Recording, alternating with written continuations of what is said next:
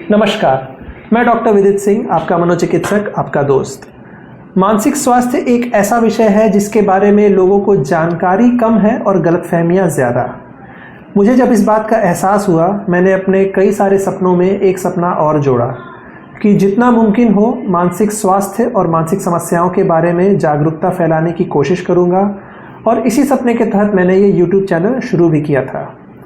Apollo hospital Lucknow में काम करने का सुअवसर मिलने के बाद मुझे अपने इस सपने को साकार करने के मौके मिलते रहते हैं, जिसके लिए मैं अपोलो हॉस्पिटल का शुक्रगुजार भी हूँ कि वो मुझे लोगों के बीच ले जाकर उन्हें मानसिक स्वास्थ्य से जुड़ी चीज़ों से अवगत कराने का मौका देते हैं। इसी के तहत मैं एक और सीरीज शुरू करने जा रहा हूँ, जनता को जानकारी। आइए शुरू करते हैं। स्वागत है। हाल ही में अपोलो हॉस्पिटल लखनऊ के सौजन्य से मैं national PG college Hazratganj Lucknow के छात्रों के बीच गया था और उनसे मानसिक स्वास्थ्य के बारे में बातचीत की। मैं चाहूँगा कि वो बातचीत मैं आपके साथ भी शेयर करूँ, तो चलिए। Good afternoon everyone.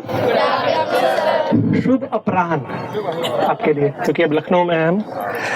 तो मैं डॉक्टर विदित सिंह, कंसल्टेंट साइकाइट्रिस्ट यानी मनोचिकित्सक, Apollo medics super speciality hospital Lucknow में।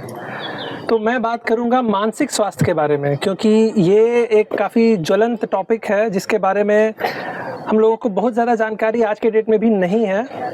तो जैसा मुझे कहा गया था कुछ टॉपिक्स पे बात करने के लिए, उनके बारे में मैं बताऊंगा। उसके बाद आप जो सवाल पूछना चाहेंगे वो आप पूछ सकते हैं, ठीक है। तो एक टॉपिक था ओसीडी, उसके अलावा डिप्रेशन, एंजाइटी, उसके अलावा मूड डिसऑर्डर्स एक टॉपिक दिया गया था, और कुछ अपने तरफ से भी मैं टॉपिक्स ऐड करूंगा। सबसे पहले बात करते हैं डिप्रेशन, एंजाइटी के बारे में, तब ओसीडी पे जाना ज़्यादा उचित होगा। तो डिप्रेशन, एंजाइटी आजकल काफ़ी ज़्यादा फैली हुई है हमारे पॉपुलेशन में, लेकिन हर व्यक्ति इसके लिए मदद मांगता नहीं है, मांग पाता नहीं है। जानकारी की कमी के कारण और सुविधाएं उपलब्ध ना होने के कारण। आप में से कोई बताना चाहेगा कि डिप्रेशन क्या होता है? आपको क्या पता है डिप्रेशन के बारे में? कोई एक व्यक्ति? हाँ बताइए, आइए। सडन वेव ऑफ सैडनेस, और मतलब इंसान अपने आप को बहुत आइसोलेट कर देता है, लोगों से इंटरेक्ट करना बहुत बंद कर देता है। ठीक है। सडन वेव ऑफ सैडनेस हो सकता है, उसको हम लोग रिएक्शनरी डिप्रेशन कहते हैं। जैसे कि कोई बहुत ही दुर्दांत घटना घटी, उसके बाद आप बहुत ज़्यादा दुखी हो गए, वो सडन वेव ऑफ हो सकता है सैडनेस। लेकिन डिप्रेशन में अक्सर वैसा नहीं होता है। व्यक्ति कई बार जो है काफ़ी सारी चीज़ों से जूझ रहा होता है, उसके चलते काफ़ी समय से दुखी चल रहा होता है। इसकी सीवियरिटी के भी अलग अलग लेवल्स होते हैं, कितना ये गंभीर है ना। जैसे हम लोग बोलते हैं कि 3 लेवल्स अगर मान लें डिप्रेशन के, माइल्ड, मॉडरेट, सीवियर। तो हम लोग ये कहते हैं कि माइल्ड डिप्रेशन में आपको ट्रीटमेंट की उतनी ज़्यादा ज़रूरत नहीं है। आप सिर्फ थेरेपिस्ट के पास जाएं, जिनको आम भाषा में काउंसलर बोलते हैं, उनके पास जाएं, काउंसलिंग करवाएं, आप चीज़ों को समझें।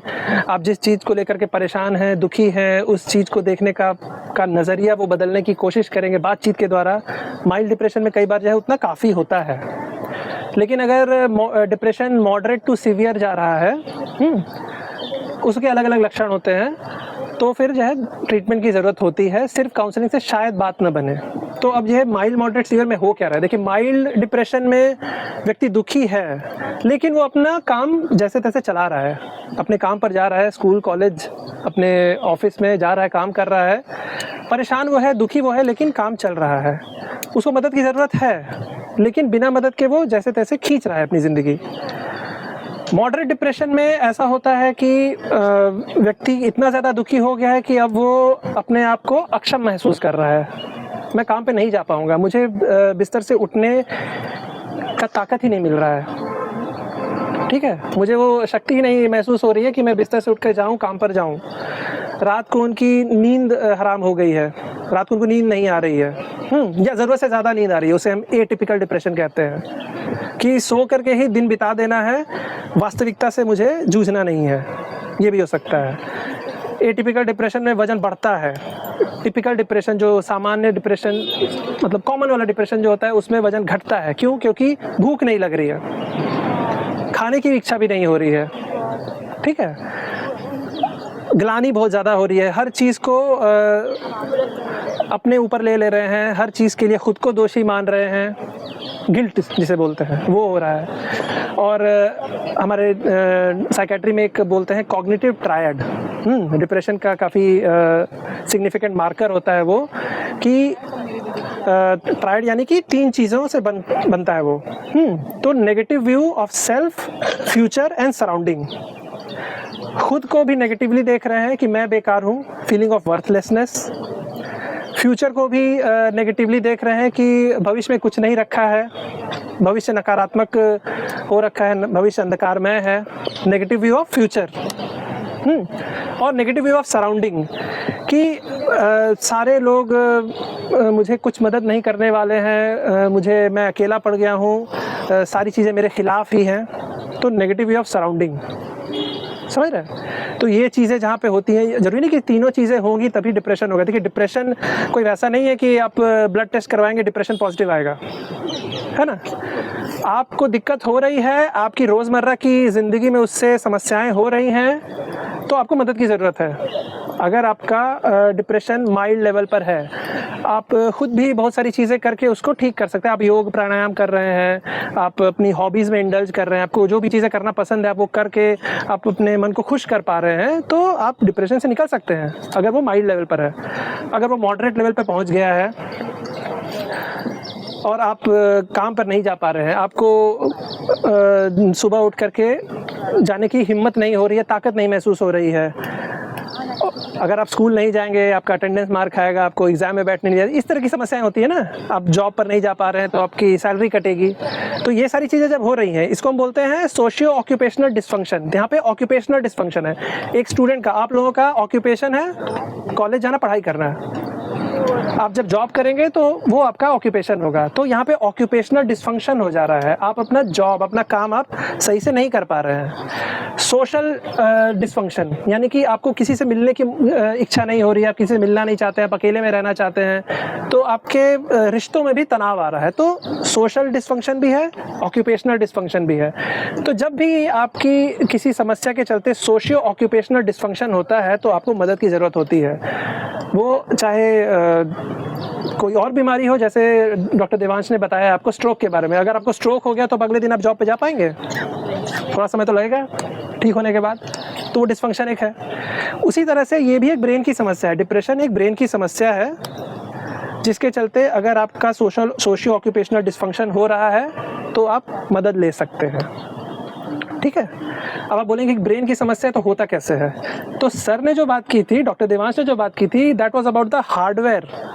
ब्रेन जो है उसका जो हार्डवेयर है यानी कि स्ट्रक्चरल जो कंपोनेंट है, संरचनात्मक जो हिस्सा है, उसके बारे में था कि भाई खून अगर नहीं पहुंच रहा है या खून धमनी फट के खून बहने लगा है तो उसके चलते जो दिक्कतें होती हैं, स्ट्रक्चर में दिक्कत आ रही है।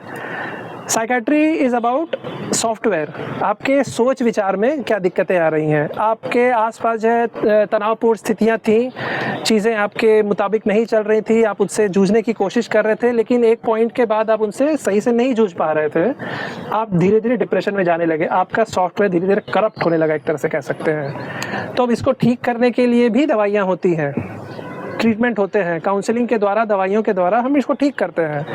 हाँ, ये है कि ट्रीटमेंट कुछ महीनों तक चलता है। इसमें ऐसा नहीं है कि आप दवाई दी आपने और 4 दिन के अंदर ठीक हो जाएगा। वो तात्कालिक रूप से आपको जो है आराम पहुंचाने वाली दवाइयाँ भी होती हैं, लेकिन लंबे समय तक आपको ठीक रखने के लिए, ताकि दोबारा आप डिप्रेशन में ना जाएं। क्योंकि देखिए आपका जीवन है तो कुछ ना कुछ तनाव तो बना रहेगा, है ना।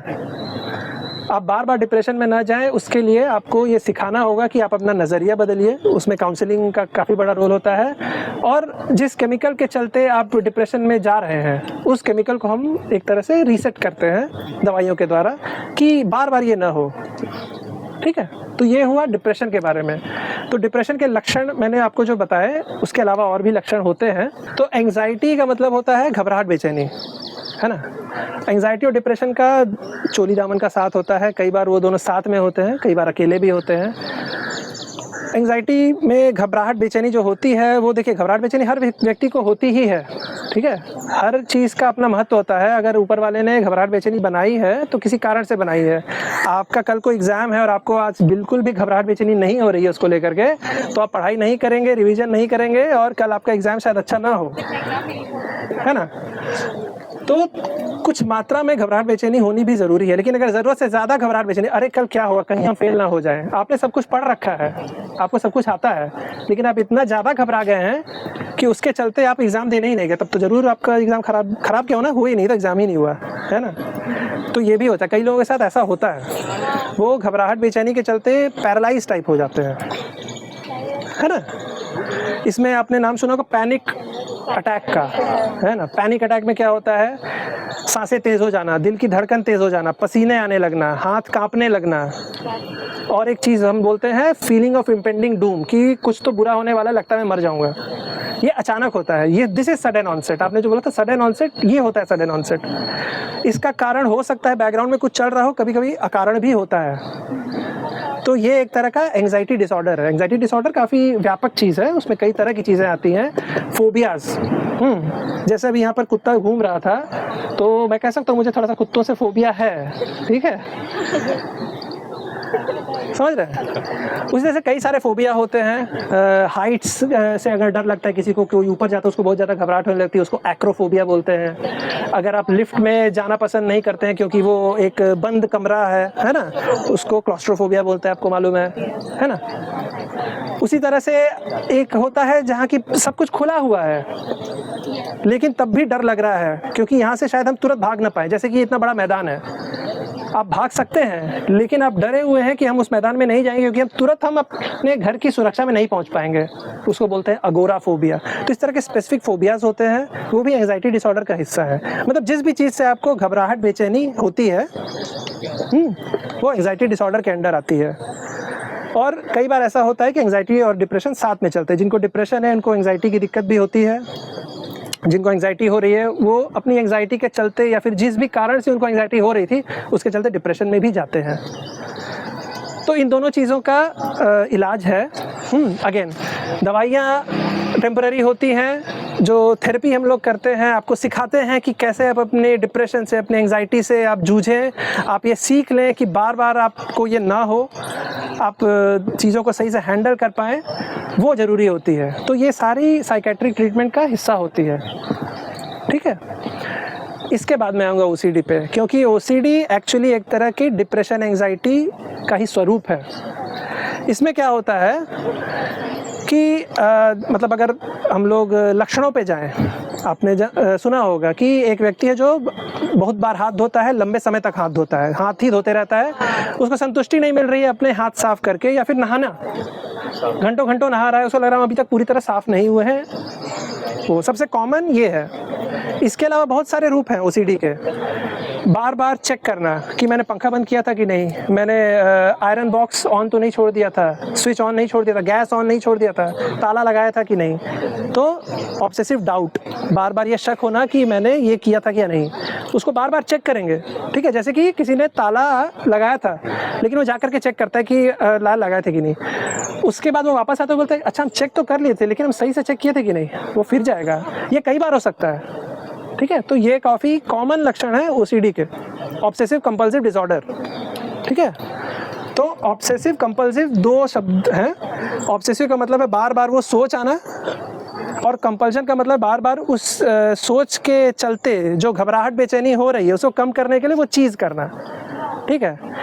मेरा हाथ गंदा है ये सोच है, मैंने ताला बंद किया नहीं है शायद ये सोच है, उसको ठीक करने के लिए मैं हाथ धो रहा हूँ वो कंपल्शन है, मैं जाकर के चेक कर रहा हूँ वो कंपल्शन है, ठीक है। तो ये होता है ऑब्सेसिव कंपल्सिव डिसऑर्डर। होता वही है कि आपको घबराहट बेचैनी हो रही है आपके सोच के चलते, तो उस घबराहट बेचैनी को कम करने के लिए आप अपना कंपल्शन जो है उसमें आप इंडल्ज कर रहे हैं, ठीक है। ये तो कॉमन वाले हो गए। इसके अलावा और भी बहुत सारी चीज़ें होती हैं जिसमें आप कुछ कर भी नहीं सकते, उसमें आपका सिर्फ ऑब्सेशन है, आप कंपल्शन कर भी नहीं पाते हैं। जैसे होते हैं सेक्सुअल ऑब्सेशन, ठीक है।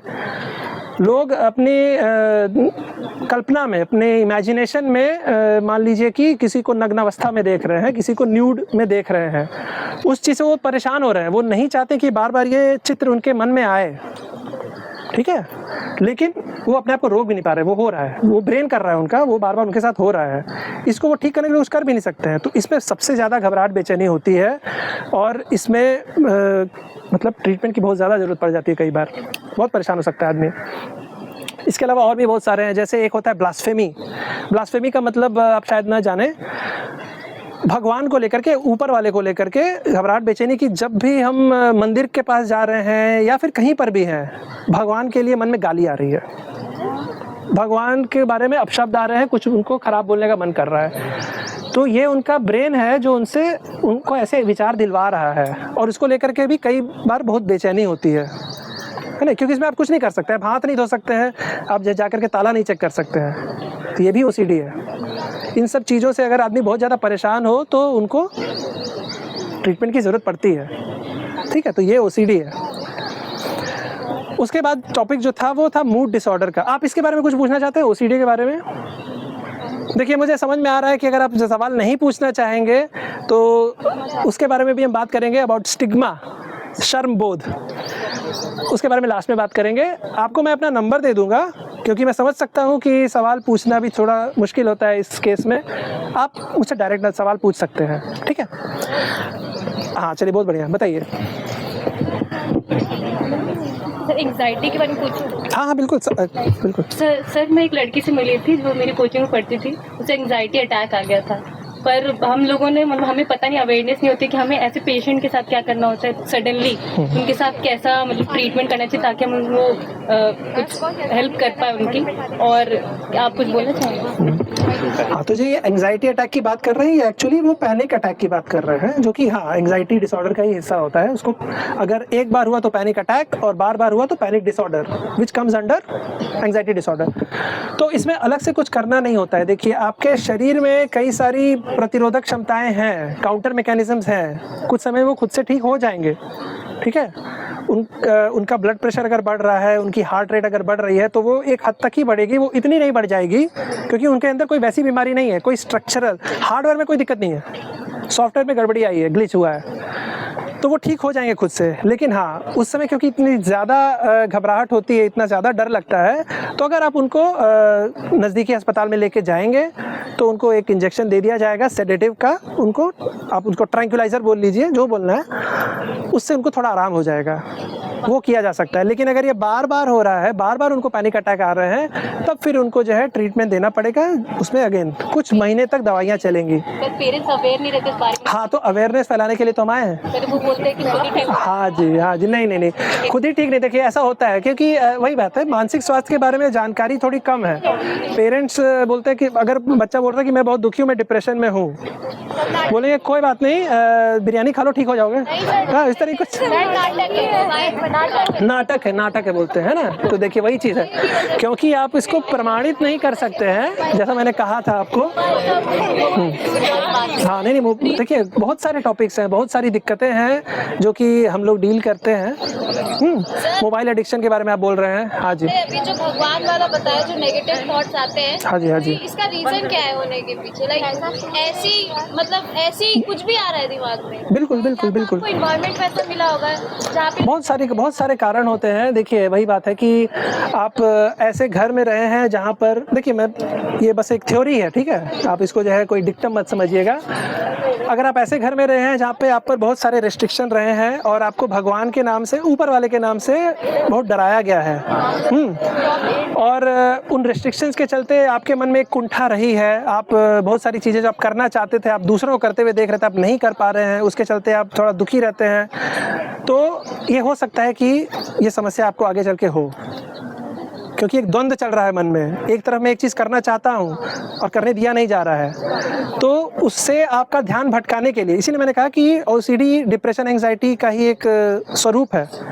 आप किसी चीज़ को लेकर के दुखी हैं, अपने हालातों को लेकर के या किसी भी चीज़ को लेकर आप दुखी हैं, उस दुखी करने वाली चीज़ से ध्यान भटकाने के लिए आपका ब्रेन आपको जो है उल जलूल की चीज़ों में फंसा देता है कि भाई हाथ धोते रहो, ताला चेक करते रहो, या भगवान को मन में गाली दो। समझ रहे हैं? कोर में जो है शायद डिप्रेशन है, शायद आप नाखुश हैं कुछ चीज़ों को लेकर के, ठीक है। तो है तो ब्रेन, ठीक है। ब्रेन का काम सिर्फ हाथ पैर चलाना नहीं होता है, ब्रेन का काम सोचना भी होता है। आप सोचते हैं कि आप चल करके कहीं जाएंगे, तब तो आपके पैर चला के वहाँ पहुँचाते हैं, है ना। आप सोचते हैं, क्योंकि देखिए मुंह को चलाना, मैं जो बोल रहा हूँ मुंह को चलाना, ये भी एक पैर चलाने की, क्योंकि अंग अलग है। पैर चला के हम कहीं पहुँचते हैं, मुंह चला करके हम चीज़ें बोलते हैं, अपने विचारों को व्यक्त करते हैं, लेकिन विचार आ तो रहे हैं पहले, है ना। तो यही विचार जो हैं इन्हीं से हम डील करते हैं। ये जब आपको परेशान करने लगे इस कदर कि आपको जो है दिक्कतें होने लगी, आपकी रोज़मर्रा की जो ज़िंदगी है उसमें तब दिक्कतें करने लगे, आपका सोशियो ऑक्यूपेशनल डिस्फंक्शन होने लगे, तो आपको मदद लेनी पड़ती है ना। तो ये हुआ OCD के बारे में। इसके बाद अगर मूड डिसऑर्डर बोलेंगे तो mood disorder, depression mood disorder में ही आता है। मूड का मतलब होता है आपका मन कैसा है। मैं ऐसे पूछूंगा आपका मन कैसा है, मैं खुश हूँ, ये आपका मूड है, मैं दुखी हूँ, ये आपका मूड है ना। तो मूड डिसऑर्डर में यही होता है कि या तो व्यक्ति डिप्रेशन में होगा, बहुत ज़्यादा दुखी होगा। उसका फ्लिप साइड है मेनिया। आपने सुना होगा बाइपोलर डिसऑर्डर, दो पोल्स होते हैं, है ना। नीचे वाला पोल डिप्रेशन होता है, ऊपर वाला पोल होता है मेनिया। व्यक्ति इतना ज़्यादा खुश है कि उसको लगता है कि वो मोदी का भतीजा है, या फिर उसके अंदर जैसे 100 हाथियों की ताकत है, वो कल को चाहे तो कल को ही प्रधानमंत्री बन जाएगा। इस तरह की असंभव बातें करता है, ठीक है। तो ये जो होता है ना, इसको उन्माद बोलते हैं, हिंदी में उन्माद बोलते हैं। जैसे डिप्रेशन को अवसाद बोलते हैं, हिंदी में मेनिया को उन्माद बोलते हैं। इसमें ज़रूरत से ज़्यादा ताकत आ जाएगी, वो सो नहीं पा रहा है, इसलिए नहीं क्योंकि उसको नींद नहीं आ रही है। वो बोलेगा मुझे 2-3 घंटे सोने की ज़रूरत है, ज़्यादा सोने की ज़रूरत ही नहीं है। मैं चाहता हूँ कि मैं ज़्यादा से ज़्यादा समय जागूँ और अपने जो मेरे प्लान्स हैं, जो मेरे इलैबोरेट प्लान्स हैं, बड़े बड़े प्लान्स हैं, उन पर अमल करूँ। तो इसको मेनिया बोलते हैं। जो उन्माद के बारे में आपने उदाहरण दिया, ये तो काफ़ी लोग जो इंडस्ट्री से जुड़े हुए हैं या काम से जुड़े हुए हैं, वो कहेंगे ये तो हमारा पैशन है, काम है कि हम। हाँ, नहीं तो देखिए वही बात है ना, बातें जब असंभव हो जाए, बातें जब असंभव हो जाए। अब कल को अगर आप चाहेंगे कि आप मोदी जी को हटा करके प्राइम मिनिस्टर बन जाए, तो वो मुश्किल है, असंभव नहीं है, उसमें समय लगेगा, लंबा रास्ता होता है। मोदी जी भी जो है ऐसे किसी को हटा के तुरंत नहीं बन गए, है ना। तो असंभव चीज़ें जब बोल रहा है इंसान, अपने क्षमता से बाहर की चीज़ें जब बोल रहा है, और ये अचानक होता है। आप जो है, अगर इंटरेस्टिंग चीज़ ये है कि इसके भी कोर में डिप्रेशन होता है। व्यक्ति काफ़ी समय से अपनी दिक्कतों से, अपनी परेशानियों से, अपनी दुखी कर देने वाली विचारों से जूझ रहा होता है, किसी को बोल नहीं रहा होता है। अचानक उसका ब्रेन बोलता है कि तुम यार इतना ज़्यादा खुश हो जाओ कि फिर उसका कोई लिमिट ही नहीं है, क्योंकि वो दबा रहा होता है उसको, उसका कोई ट्रीटमेंट नहीं हो रहा होता है। इसीलिए बाइपोलर डिप्रेशन, जिसको मेनिया होता है, उसको डिप्रेशन होने के चांसेस भी होते हैं। अचानक वो ऊपर से नीचे क्रैश भी करता है। ये होता है मूड डिसऑर्डर, ये होता है बाइपोलर मेनिया, ठीक है। आप कुछ पूछना चाह रही है? सिंगल पोलर डिजीज, देखिए सिंगल पोलर हो सकता है। देखिए हर बार व्यक्ति को डिप्रेशन ही हो सकता है, उसे यूनिपोलर डिप्रेशन कहते हैं, या रिकरेंट डिप्रेसिव डिसऑर्डर। रिकरेंट यानी बार बार होने वाला। तो बार बार डिप्रेशन में भी व्यक्ति जा सकता है बिना एक बार भी मेनिया हुए। वो अलग अलग लोगों की टेंडेंसी के ऊपर है, उनके जेनेटिक फैक्टर्स होते हैं कई सारे। तो ऐसा नहीं है कि व्यक्ति को अगर डिप्रेशन हुआ तो उसको मेनिया भी होगा ही, या फिर अगर इसको मेनिया हुआ तो उसको डिप्रेशन भी होगा, ये भी ज़रूरी नहीं है, ठीक है।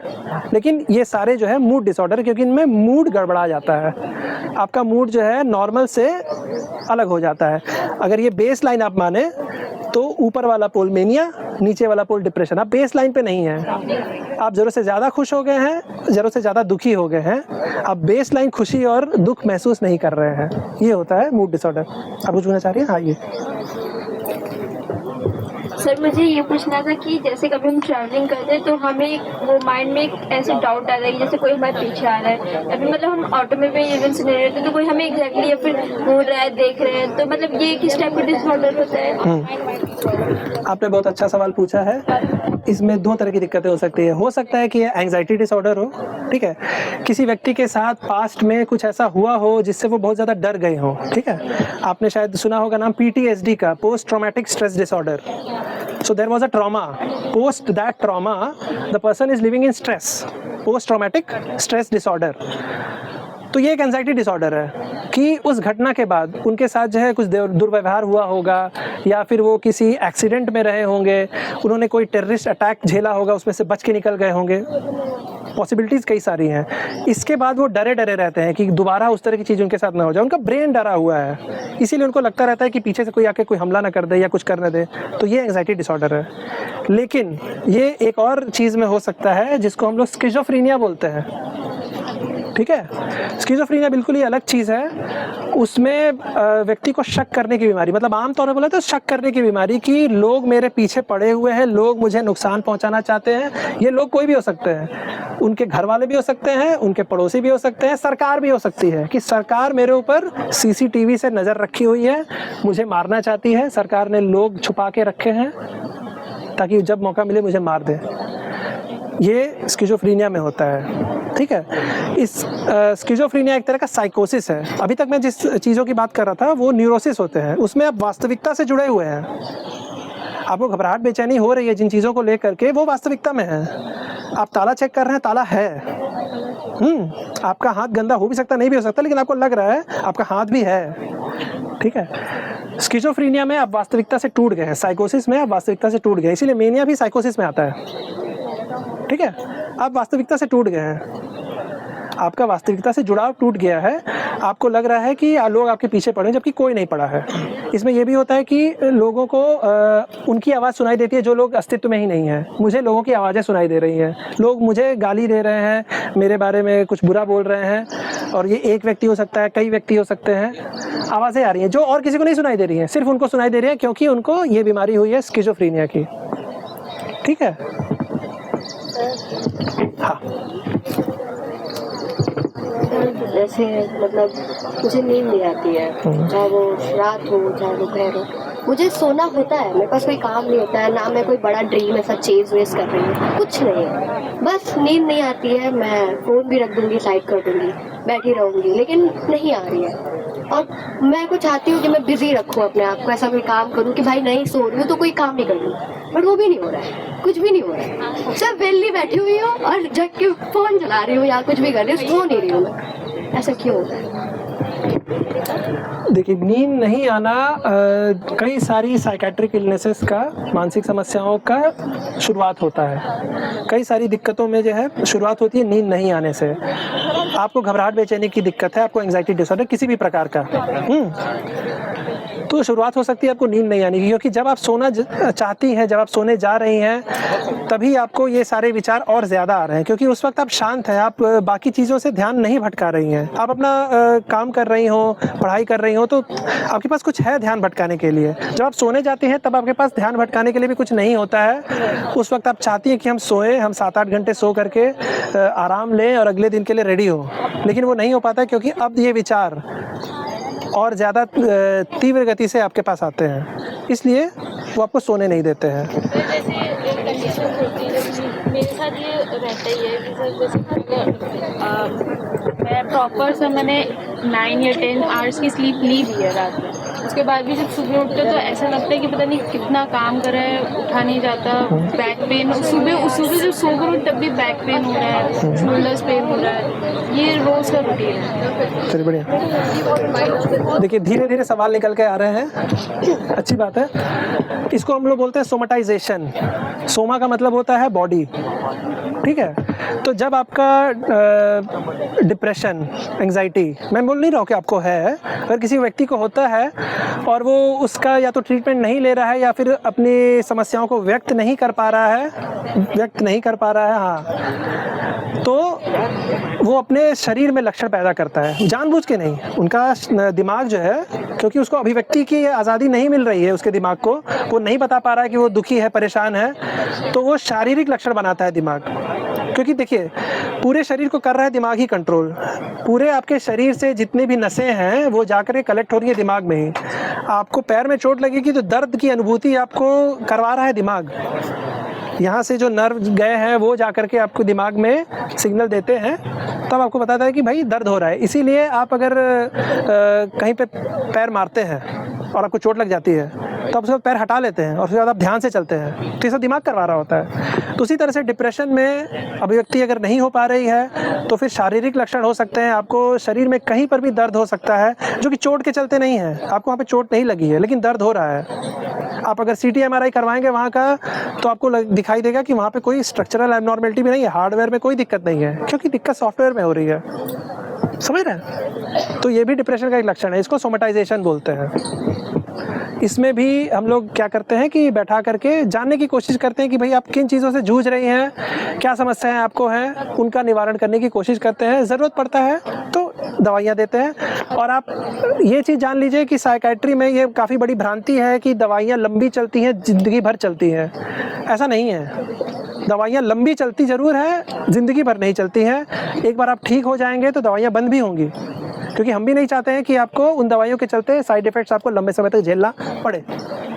ठीक है सर? ठीक है, हाँ बताइए। सर मेरा एक क्वेश्चन है कि एक बार मैं एग्ज़ाम दे रही थी, मेरे बगल में जो दूसरा बच्चा एग्ज़ाम दे रहा था, क्या मुझे नहीं पता उसके साथ अचानक से क्या हुआ, बट उसके हाथ पे बहुत गंदे तरीके से शेक होने लगे। 2 मिनट के बाद तो वो नॉर्मल हो गया, but by any chance future में अगर किसी का आपके बगल में या फिर किसी भी आदमी का ऐसा हो रहा है और वो कंट्रोल नहीं हो पा रहा है, तो एज अ इंडिविजुअल जो आप उस बगल में खड़े, आप क्या कर सकते हैं उसको नॉर्मल करने के लिए? क्योंकि ये कभी कभी बहुत एक्सट्रीम लेवल पे भी हो जाता है लोगों को, तो उसका क्या कर सकते हैं? कुछ नहीं, आप देखिए अगर इस तरह का हो रहा है, जो अभी जो डिस्क्राइब कर रही हैं वो शायद एक पैनिक अटैक ही था उनको जो हुआ था, तो आप उनको जो है अलग बैठाइए, उनको जो है सांत्वना दीजिए कि अरे कोई बात नहीं, ठीक है, चलो हो जाएगा, सब सही हो जाएगा। पानी पिला सकती हैं, पानी पिला सकती हैं, लेकिन आपको ये भी देखना है कि पानी वो कहीं उनके श्वास नली में ना चले जाए। ठीक है, इस तरह से ध्यान से पिलाना है, धीरे धीरे पिलाना है। ठीक है, हाँ, उनको जो है आराम दिलाने की कोशिश करनी है। और ये एक लक्षण है, ये एक इनडायरेक्ट संकेत है कि आपको मदद की ज़रूरत है। ठीक है, अगर ये पहली बार हुआ है, ऐसा मान लेते हैं कि दोबारा नहीं होगा, उम्मीद में रहते हैं। लेकिन अगर ये बार बार हो रहा है तो फिर जो है ज़रूरत है कि आप जो है जाएँ डॉक्टर के पास, आप बताएंगे और फिर उनकी थेरेपी चलेगी, ज़रूरत पड़े तो दवाइयाँ भी देंगे। ठीक है, हमारी कोशिश पहले होती है चीज़ों को थेरेपी के थ्रू, बातचीत के थ्रू सॉल्व करने की। ठीक है, पहले जाने कि आपके मन में दिक्कत क्या है, क्योंकि दवाई दे देना बहुत आसान है। ये जान पाना कि जो जड़ में क्या समस्या है वो मुश्किल होता है ना। आगे बढ़े। तो ये तो जो टॉपिक्स मिले थे वो हो गए, लेकिन मैडम ने एक बहुत ही इम्पोर्टेंट टॉपिक बताया था अबाउट एडिक्शन, व्यसन, बुरी आदतें, है ना। तो क्योंकि ये रिलेटेड है इसलिए मैंने चाहा कि इसके बारे में भी बात करूं। कई बार ऐसा होता है कि हम लोग किसी न किसी तरह के नशे में पड़ जाते हैं। तंबाकू का नशा हो तो सिगरेट के रूप में हो, चाहे गुटखा के रूप में हो, शराब का नशा हो, दारू पीने की आदत लग जाती है लोगों को। उसके अलावा और भी बहुत सारे कड़े नशे जिनको बोलते हैं, गांजा, भांग, ब्राउन शुगर, स्मैक, हाँ, ये सारी जो चाय के नशे को अब अगर आप दिन में 20 बार पी रहे तब हाँ, ठीक है। कैफीन का नशा होता है, कॉफ़ी पीने का नशा हो सकता है। देखिए वही बात है कि एक्सेस में, अगर आप जैसे बोलते हैं ना सोशल ड्रिंकर है, ये महीने में एक बार किसी पार्टी में गए और उन्होंने 1 पैक पी ली, नहीं होगा नुकसान उनको। लेकिन अगर वो 1 पैक से 2 पैक, 2 पैक से 3 पैक, धीरे धीरे करके वो 1 बोतल पे पहुंच गए हैं, उसके चलते उनको दिक्कतें हो रही हैं, उनके टेस्ट में दिक्कतें आ रही है कि उनका लीवर भी ख़राब हो रहा है, उनका किडनी भी ख़राब हो रही है उनकी, वो टेस्ट की रिपोर्ट देख भी रहे हैं, उनको पता चल रहा है, उसके बावजूद वो नशा नहीं छोड़ पा रहे हैं, वो दारू पीना नहीं छोड़ पा रहे हैं, यानी उनको एडिक्शन लग गया है। अब वो सोशल ड्रिंकर नहीं बचे हैं, उनको अब जो है सोशल सेटिंग की ज़रूरत ही नहीं है, वो अकेले बैठ कर भी पी लेंगे क्योंकि अब उनको आदत लग चुकी है। तो कुछ ऐसी चीज़ें हैं जिनकी आदत धीरे धीरे लगती है। तंबाकू और शराब जो है उस तरह की चीज़ें हैं। ब्राउन शुगर, ओपियोइड जो होता है, उसकी आदत जो है 2-3 दिन में लग जाती है, क्योंकि वो आपके शरीर में इस तरह के चेंजेस लाती है कि आपको तीसरे दिन के बाद, अगर चौथे दिन आपने नहीं ली तो आपका शरीर इतना ज़्यादा परेशान हो जाएगा कि लेने के बाद ही आपको आराम मिलेगा। ठीक है, गांजा के साथ भी ऐसा होता है। तो मैंने क्यों कहा कि ये रिलेटेड है अभी तक में जो मैंने कहा उनसे, कई बार ऐसा होता है कि लोग डिप्रेशन में होते हैं, एंजाइटी उनको हो रही होती है और उनको पता चलता है शराब के बारे में या फिर तंबाकू के बारे में, उसको वो लेते हैं और उनको मिल जाता है आराम और बोलते हैं ये क्या नायाब चीज़ मिल गई जिससे मेरे मन को आराम मिला है। तो फिर वो अगली बार फिर से उसको लेते हैं, देखते हैं फिर से आराम मिल रहा है। इस तरह से आदत बननी शुरू होती है। इसको हम बोलते हैं मैल अडेप्टिव बिहेवियर। आपको दिक्कतें हो रही हैं ज़िंदगी में, आप अडेप्ट करने की कोशिश कर रहे हैं, आप म्यूज़िक सुन के कर रहे हैं, आप चित्रकारी करके कर रहे हैं, तो दैट इज़ अडेप्टेशन। आप अपने कोपिंग मैकेनिज्म्स को यूज़ करके अपने डिप्रेशन को, अपनी एंजाइटी को कंट्रोल करने की कोशिश कर रहे हैं, that is adaptation. Maladaptation is आप और ज़्यादा नुकसानदेह चीज़ से उसको ठीक करने की कोशिश कर रहे हैं, क्योंकि लंबे समय में आपको शारीरिक क्षति पहुँचाएगी, है ना। तंबाकू से आपको मालूम है पैकेट्स पे भी होता है, अलग अलग तरह के कैंसर हो सकते हैं। शराब से भी वही होता है और बाकी जो कड़े नशे हैं उनसे तो फिर ज़िंदगी काफ़ी ज़्यादा तबाह हो जाती है। तो ऐसा कई बार हो सकता है कि डिप्रेशन एंजाइटी से जूझ रहे लोग इसकी तरफ ज़्यादा जाते हैं। तो ये एक इनडायरेक्ट मार्कर हो सकता है। अगर किसी को इस चीज़ की लत लगी है, नशे की लत लगी है, तो उसके कोर में भी डिप्रेशन एंजाइटी हो सकती है। इसके बाद मैं आऊँगा स्टिग्मा पे, शर्म बोध की जो बात कर रहा था कि शुरुआत में मैंने जब सवाल पूछने की कोशिश की तो लोग नहीं बोल पा रहे थे, क्योंकि उनको लगता था कि अपनी मानसिक समस्याएं अगर हम किसी से बताएंगे, अगर हम जो है कई लोगों के बीच में उठ करके उसके बारे में सवाल पूछेंगे तो फिर बाद में लोग मुझ पे हंसेंगे, बाद में लोग मुझसे शायद सवाल पूछेंगे और मुझे पागल करार दे देंगे। ठीक है, सबसे ज़्यादा कॉमन ये तो पागल करार दे देंगे। तो पागलपन भी एक बीमारी है, स्किज़ोफ्रेनिया जो मैंने बताया था, जहाँ पे वास्तविकता से आपका जुड़ाव टूट गया है, वो भी एक बीमारी है। उसमें तो दवाइयों से सबसे ज़्यादा जल्दी आराम मिलता है, ये फैक्ट की बात है। डिप्रेशन एंजाइटी में तो फिर भी थोड़ा समय लगता है, उनको समझाना पड़ता है। स्किज़ोफ्रेनिया जिनको आप समझा नहीं सकते, उनको दवाइयों से ही ठीक करना पड़ता है और ज़्यादा जल्दी आराम होता है उसमें। तो सारे लोग पागल नहीं होते जो साइकेट्री डिपार्टमेंट में आते हैं, समझ रहे हैं। तो क्योंकि ये शर्म बोध है, हम अपनी समस्या कैसे बताएं। अब वही चीज़ है कि अगर जैसे डॉक्टर देवांश बता रहे थे, किसी को स्ट्रोक हुआ है तब आप नहीं शर्माएंगे जाने में डॉक्टर, है ना, क्योंकि अब ज़िंदगी मौत का सवाल है। आपको हार्ट अटैक आया है तब आप नहीं जाएंगे शर्माने, नहीं हम दिल के डॉक्टर के पास जा रहे हैं, कोई शर्म नहीं है। हम ब्रेन के डॉक्टर के पास जा रहे हैं, कोई शर्म नहीं है। साइकेट्री भी हम लोग भी ब्रेन के ही डॉक्टर हैं, सॉफ्टवेयर से डील कर रहे हैं, बस यही डिफरेंस है। लेकिन ये जो शर्म बोध है, ये हमारा दिमाग ही है, ये हमारे दिमाग के ही विचार हैं जो हमें इस अंग के ही समस्याओं के लिए मदद लेने से रोकता है। ठीक है, ये विडंबना की बात है ना। लेकिन अगर आप मदद लेंगे, आपको आराम मिलेगा, तो आप और आगे बढ़ पाएंगे। अपनी समस्याओं से आप जूझ करके आप विजयी हो सकते हैं, आगे बढ़ सकते हैं। ठीक है, तो शर्माना नहीं है। अगर आपको दिक्कत है, आपको देखिए इस शर्म का जो चक्र है इसको तोड़ने में समय लगता है, इसीलिए मैं समझ सकता हूँ। इसीलिए मैं आपको अपना नंबर भी दूंगा, आप लोग लिख लीजिएगा, ठीक है। और दवाई के बारे में मैंने कह ही दिया कि लोग दवाइयों से डरते हैं कि साइकेट्री की दवाइयों से बहुत नींद आती है। अगर आपको नींद की ज़रूरत है तो आएगी, आपको वैसी दवाइयाँ देंगे जिससे आपको नींद आती है। अगर आपकी दिक्कत ही है ज़रूरत से ज़्यादा नींद आना, जो मैंने बताया था आपको एटिपिकल डिप्रेशन, ज़रूरत से ज़्यादा नींद आ रही है, ज़रूरत से ज़्यादा भूख लग रहा है, क्योंकि अपने डिप्रेशन को वो उल्टे तरीके से डील करने की कोशिश कर रहे हैं, सो करके और खा करके ठीक करने की। तो उसमें हम वैसी दवाइयाँ नहीं देते जिनसे नींद आती है। तो दवाइयाँ कई तरह की हैं, मदद कई तरह के हैं जो आपको दिए जा सकते हैं। ठीक है, ये टॉपिक भी काफ़ी व्यापक है, इसके बारे में काफ़ी सारी बातें हो सकती हैं। अगर आप कुछ पूछना चाहें तो पूछें, या फिर आप नंबर का ही वेट कर रहे हैं।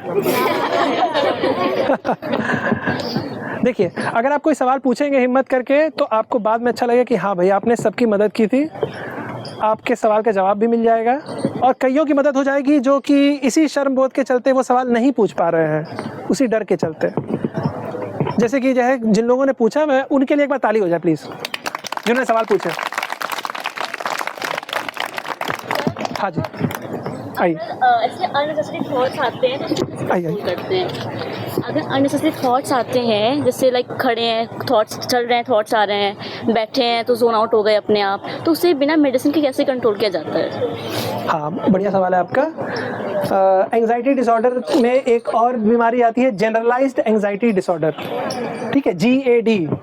जनरलाइज्ड का मतलब है ये हर वक्त रह रही है, सुबह उठने से लेकर के रात को सोने तक, अगर आप सही से सो पा रहे हैं तो आपका दिमाग हमेशा चल रहा है, आप किसी न किसी चीज़ में फंसे हुए हैं, मानसिक तौर पे आप उधेड़-बुन में हैं, विचार आपके नेगेटिव भी हो सकते हैं या फिर न्यूट्रल भी हो सकते हैं, लेकिन दिमाग चले जा रहा है, आप अपनी चीज़ों पे फोकस नहीं कर पा रहे हैं। ठीक है, एग्जाम्पल के लिए आप अपने घर पर हैं और आपका कोई घर वाला बाहर गया है कुछ काम से, अब जब तक वो वापस नहीं आया तब तक आप इस चिंता में परेशान हो रहे हैं कि कहीं उनको कुछ हो ना जाए। आप 10 तरह के सिनेरियो इमेजिन कर रहे हैं और परेशान रह रहे हैं। ठीक है, तो जनरलाइज एंजाइटी डिसऑर्डर वाले एक व्यक्ति के साथ ऐसा होता है कि कोई ना कोई चीज़, एक चीज़ सॉल्व, वो घर से जो बाहर गए थे वो वापस आ गए, अब उनको नया टॉपिक मिल जाएगा सोचने के लिए, अब फ्यूचर के बारे में सोचने लग जाएंगे या पास्ट के बारे में, तो कुछ ना कुछ सोचते रहते हैं। तो ये जो दिमाग चलते रहता है, इससे हमेशा दवाई के पीछे नहीं जाना है। पहले तो भाई जो हमारे बड़े बूढ़े सिखा के गए हैं, योग करना, प्राणायाम करना, ध्यान लगाना, या फिर जो उन चीज़ों को करना जिनमें आपको मज़ा आता है, उस करके अपने आप को भटकाइए। ठीक है, डीप ब्रीदिंग एक बहुत ही सिंपल एक्सरसाइज, देखिए आप करने लग गए, अनुलोम विलोम, है ना तो ये सब करने से मन को आपको शांत करना है। ठीक है, आपको मन को शांत करना है। मैं अपने मरीजों को ये कहता हूँ कि अगर आपको जो है कुछ नहीं समझ में आ रहा है, आप गीता पाठ करिए। Gita is a book of psychology. मैं किसी चीज़ का प्रचार नहीं करूँ, वो एक किताब है, आप पढ़ना चाहें तो पढ़ें, उससे फ़ायदा होता है। ठीक है, तो ये हो गया। दवाइयाँ भी हैं इसके लिए, अगर आपको बहुत ज़्यादा दिक्कत हो रही है इससे, तो कुछ समय के लिए, कुछ महीनों के लिए आप दवाइयाँ भी ले सकती हैं। इससे क्या होगा, देखिए दवाइयाँ कुछ महीने तक क्यों चलती हैं, क्योंकि अगर आपको परेशान रहने की, चिंता करने की आदत लग गई है, काफ़ी सालों से चल रही है, तो उस आदत को छुड़ाने में कुछ महीने तो लगेंगे। तो हम दवाइयाँ दे करके आपके ब्रेन को ये आदत दिलवाते हैं कि परेशान मत रहो। 4-6 महीने में उनको नई आदत लग जाती है, उस ब्रेन को नई आदत लग जाती है, उस व्यक्ति को नई आदत लग जाती है कि परेशान ना रहे। ठीक है, डी एडिक्शन के ट्रीटमेंट में वही होता है। हम आपको जो है जो दवाइयाँ देते हैं नशा मुक्ति वाली, आपको एक नई आदत दे रहे हैं नशा नहीं करने की। ठीक है, वो है। आप कुछ पूछना चाह रही हो? उसके टाइम भी थॉट्स वगैरह आते रहते हैं। हाँ, तो देखिए वो एक दिन में नहीं होगा। आप जब मेडिटेशन कर रहे हैं, आपको थॉट्स आ रहे हैं, आपको उन थॉट्स से लड़ना नहीं है, परेशानी हो रहा है क्यों आ रहे हैं थॉट्स, मेडिटेशन करने दो यार। तो वैसा नहीं है, थॉट्स आएंगे, धीरे धीरे करके कम होंगे, आपको अपना ध्यान वापस लाना है। डीप ब्रीदिंग जैसी सिंपल एक्सरसाइज जो है, मैं आता हूँ आप पे, आप सांस के आने जाने पर आप फोकस करिए, थॉट्स आएंगे आने दीजिए, आप वापस बार बार अपना फोकस लाइए। ये धीरे धीरे प्रैक्टिस से होगा कि आपका फोकस इतना बढ़िया हो जाएगा कि आप अपने सांस के आवागमन पे फोकस कर पा रहे हैं और थॉट्स आना बंद हो गए।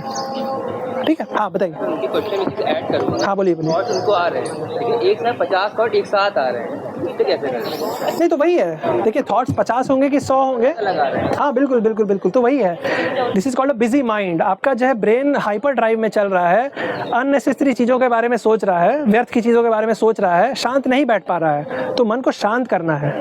ठीक है, हमारे पास बहुत सारी थेरेपीज है, ग्राउंडिंग टेक्निक्स होती हैं, मन को शांत करना, ग्राउंड पे आना, इसीलिए उसको ग्राउंडिंग टेक्निक्स बोलते हैं। ठीक है, जैसे कि आपने सुना होगा शायद, पता नहीं, कॉग्निटिव बिहेवियर थेरेपी, CBT, शायद सुना हो आपने। तो कॉग्निशन का मतलब होता है हमारी सोच, बिहेवियर का मतलब होता है हमारा व्यवहार। तो अपने सोच को आप सही करके अपने व्यवहार को कैसे बदलें, उसकी थेरेपी, उसकी ट्रेनिंग। तो इस तरह के बहुत सारी चीज़ें हैं, बहुत सारे तरीके हैं आपके मदद करने के लिए, बशर्ते आप जो है अपनी समस्या लेकर के सामने आए, है ना। नंबर दे दें। हाँ जी सर, आपने कहा कि गीता बहुत अच्छी किताब है, जो पढ़ना चाहे तो पढ़ना चाहिए, तो इसके साइकेट्रिक पर्सपेक्टिव से क्या लाभ है? वही बोल रहे हैं। देखिए, अब मैं आपको ये नहीं बोलूँगा ना कि आप मेरी साइकेट्री की किताब पढ़ें, क्योंकि उसमें बहुत सारे टेक्निकल टर्म्स होंगे जो आपको समझ में नहीं आएंगे। Gita is a way of life. आप उसको पढ़ेंगे तो वो उसमें साइकोलॉजी काफ़ी ज़्यादा निहित है, उसमें काफ़ी ज़्यादा साइकोलॉजी की चीज़ें उसमें बैठी हुई हैं। आप उसको अगर पढ़ के सही से समझ पाएंगे तो होगा। देखिए वही चीज़ है कि किसी किताब से नहीं होता, गुरु भी इम्पोर्टेंट होता है। ठीक है, मैं आपको जो चीज़ें बता रहा हूँ वो आपको शायद चैट GPT भी बता दे, है ना, लेकिन चैट GPT किसी का गुरु नहीं हो सकता है। मैं डॉक्टर देवांश से इसी के बारे में बात कर रहा था। तो चीज़ों को समझाने के, टेक्स्ट पढ़ना और उसी टेक्स्ट को सही से समझा पाना, वो दोनों अलग चीज़ें होती हैं। अगर आपको गीता समझ में नहीं आ रही है तो गीता के जानकार से पूछिए, अगर आपको साइकेट्री समझ में नहीं आ रही है तो साइकेट्री के जानकार से पूछिए। आपको अगर आपके मानसिक स्वास्थ्य से जुड़ी समस्याएं हो रही हैं या उसको लेकर के सवाल हैं, भले आपको समस्याएं नहीं हो रही हैं, तो आप आकर के पूछिए, ठीक है, वही चीज़ है। और कोई सवाल आपके? व्हाट इज़ ADHD उन्होंने पूछा है ना? तो ADHD देखिए, हाँ बहुत अच्छा सवाल है, इसलिए क्योंकि ये भी एक काफ़ी ज्वलंत टॉपिक है। एडल्ट्स मतलब आप लोग की उम्र अभी क्या होगी करीब करीब? 19 मतलब 18 क्रॉस कर गए होंगे ज़्यादातर लोग, आई होप, है ना? तो अडल्टहुड में तो आप पहुँच गए हैं। तो अडल्टहुड में अगर कोई व्यक्ति आ रहा है हमारे पास ये बोलकर भाई मुझे लग रहा है मुझे ADHD है, मैंने ChatGPT से बात की है, मेरे लक्षण जो है ना ADHD वाले लग रहे हैं, जिसका फुल फॉर्म होता है attention deficit hyper activity disorder. Attention की डेफिसिट है, आप फोकस नहीं कर पा रहे हैं, हाइपर एक्टिव हो रहे हैं, ठीक है, ज़रूरत से ज़्यादा आप जो है काम कर रहे हैं या उछल कूद मचा रहे हैं, दौड़ भाग कर रहे हैं, हाइपर एक्टिविटी। तो जो अगर किसी एडल्ट को लग रहा है कि उसको ADHD है, तो सबसे ज़्यादा कॉमनली उसको एंग्जाइटी डिसऑर्डर है। वो अपनी एंग्जाइटी के चलते फोकस नहीं कर पा रहा है, उसके चलते वो बेचैन है, और वो बेचैनी हाइपर एक्टिविटी के रूप में दिख रही है हमें, ठीक है, क्योंकि ADHD बचपन में शुरू होता है, 7 से 12 की उम्र के अराउंड वो शुरू होगा, और अगर किसी को बचपन में ये नहीं रहा है तो अडल्ट में जाके शुरू नहीं होगा, ठीक है। तो इसीलिए अगर आपको ऐसा लग रहा है ChatGPT से बात करने के बाद कि आपको ADHD हुआ है, शायद आपको एंग्जाइटी डिसऑर्डर हो या फिर शायद कुछ भी ना हो, आप थोड़ा परेशान है, बस आप आकर के बातचीत करिए, है ना। आप कुछ पूछना चाह रही हैं? हाँ पूछिए। सर मेरी फ्रेंड ने शेयर किया था एक क्वेश्चन कि उसकी मम्मी जा रही थी थेरेपी पे, और वो कह रही थी कि उसके पापा को जाना चाहिए थेरेपी पे, तो या फिर अगर हम भी थेरेपी पे, अगर हमें पता, हम अवेयर, हम थेरेपी पे चले जाते हैं, पर अगर हमारे पेरेंट्स को हम कैसे बोले कि वो भी हमारे साथ थेरेपी पे जाएं ताकि प्रॉब्लम सॉल्व हो सके? देखिए अच्छे अच्छे सवाल निकल के आ रहे हैं। देखिए समस्याएं, मैंने जो कहा ना, हालात के चलते, साइकेट्री में हम लोग बोलते हैं नेचर एंड नर्चर।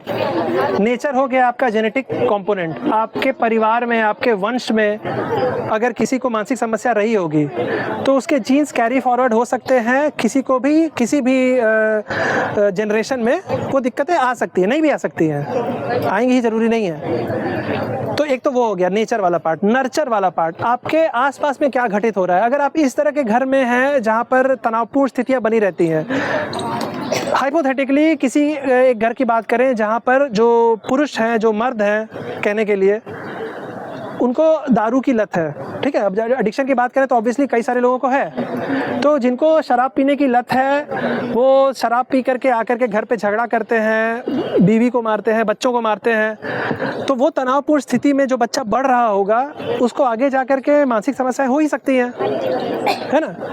तो अब आप ये इस बच्चे को मान लीजिए कोई मानसिक समस्या हुई है, वो गया है थेरेपिस्ट के पास, साइकाइट्रिस्ट के पास, लेकिन मदद की ज़रूरत उनको भी थी जिनको शराब की लत है, बीमारी वो भी है। मैं आपको ये कहना चाहूँगा कि एडिक्शन भी एक बीमारी है ब्रेन की ही। आपके ब्रेन को आदत लग गई है गलत चीज़ में आराम ढूंढने की। आराम की ज़रूरत आपको थी, आराम की ज़रूरत जिसको भी है वो एक मरीज़ है, उसको दिक्कतें हो रही हैं, वो गलत तरह से आराम ढूंढ रहा है और उस गलत चीज़ के आदत में पड़ने के चलते और भी परेशानियां फैला रहा है, और उसके चलते बीवी को भी डिप्रेशन हो जाए, बच्चे को भी एंग्जाइटी डिसऑर्डर हो जाए, कुछ भी हो सकता है, समझ रहे। तो हाँ, थेरेपी की जरूरत, वही बात है। हम लोग कई बार ग्रुप थेरेपीज़ करते हैं, फैमिली थेरेपीज़ करते हैं। फैमिली थेरेपी आप अगर जाके आप सर्च करेंगे तो आपको पता चलेगा पूरी फैमिली को ट्रीट करना पड़ता है, क्योंकि फैमिली डिसफंक्शनल है, ठीक है। हाँ देखिए अब जो है देर हो रही है, थैंक यू। हाँ आपने नंबर नोट। उम्मीद करता हूँ आपको जनता को जानकारी का ये एपिसोड पसंद आया होगा और मानसिक स्वास्थ्य के बारे में कुछ नई चीज़ें पता चली होंगी। मैं कोशिश करता रहूँगा आपसे इस तरह की बातें और मुलाकातें शेयर करते रहने की। आप बस इन वीडियोस को लाइक और शेयर करते रहिए, और अगर चैनल को सब्सक्राइब करना भूल गए थे तो इस बार कर डालिए। धन्यवाद।